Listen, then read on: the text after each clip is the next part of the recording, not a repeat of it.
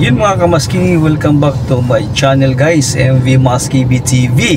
MV Maskibi TV, don't forget to subscribe if you are not subscribed yet on my channel.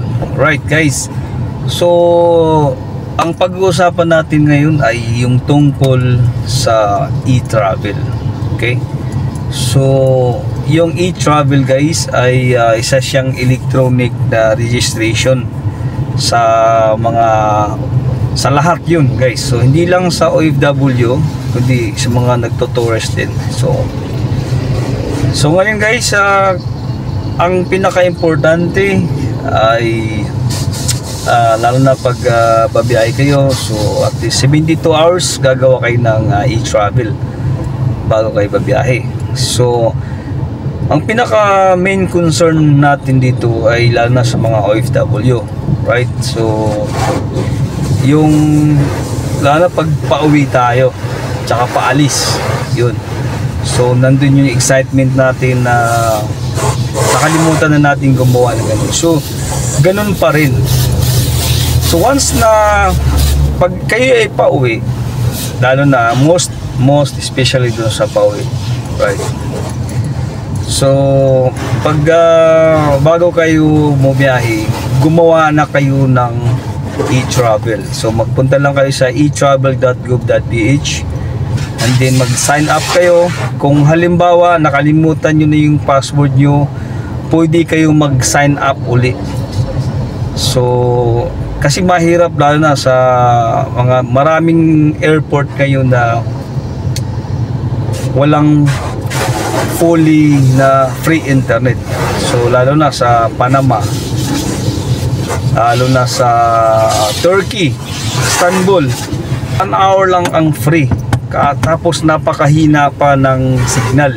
So mahirapan na kayong mag-register pag nandun na sa airport. Napakahigpit ang airlines pagdating sa e-travel. Pag wala kayong e-travel niyan, papa-registerin muna kayo, magagawa muna kayo ng account kasi hindi kayo i-check-in ng staff ng airline. Dapat gumawa na kayo. So base naman sa pagdating naman sa Pilipinas, so, sa mga gustong magtanong o sa mga nagtatanong na ano, kasi mostly kasi ini-expect ng iba na kailangan lang sa Pilipinas yan. Hindi. Doon pa lang sa ibang bansa ay gawin muna kasi kailangan na doon pag check-in nyo. So bago kayo mag-check-in, tatanungin agad kayo ng staff, sir, yung e-travel nyo. So pakita nyo lang yung screenshot, basta pagkatapos i-screenshot nyo lang. So ngayon, pagdating sa Pilipinas, hindi na kailangang ipakita ang e-travel na screenshot guys. Kasi nakikita na ng immigration doon sa file nila na tayo ay nag-register na.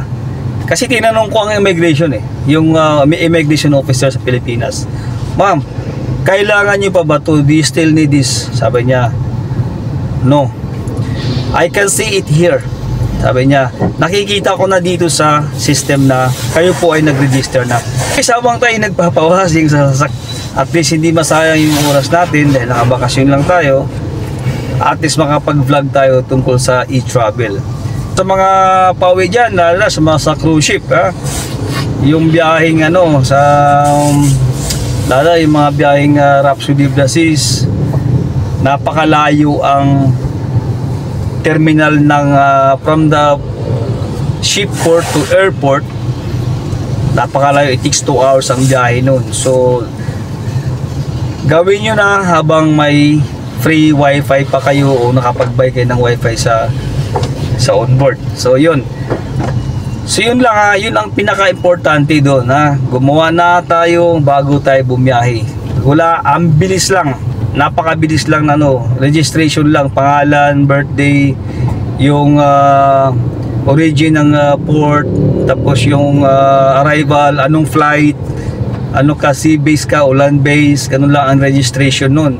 So madali lang So dapat gawin na natin Huwag na nating hayaan na hindi kailangan. Kailangan ng airport sa ibang bansa bago kayo umuwi. So, the same din dito sa Pilipinas pagpalis ka. Kailangan mo rin gumawa kasi hahanapan din kayo ng airline staff dito. Kaya kahit anong airlines, kailangan mong gawin siya kasi hahanapan ka talaga. Otherwise, hindi ka makakaalis. Maiiwan ka ng barko. So, mabiyahin ka dun sa araw. Another na, uuwi ka ng bahay mo. At mag-antay ka na naman na ba at least 1 week para makasampa ka ulit. Di ba? So yun lang guys, thank you so much for watching MV Maski BTV. Nakintulong yung advice ko sa inyo. Gawin nyo na, huwag nyo nang patagalin. At least 72 hours. Right? Thank you so much for watching MV Maski BTV. Don't forget to subscribe my channel guys. Sana ay support nyo, i-share nyo itong video na to. Ay napakahalaga at napaka-important to habang nagpa-watching tayo. Alright, ciao!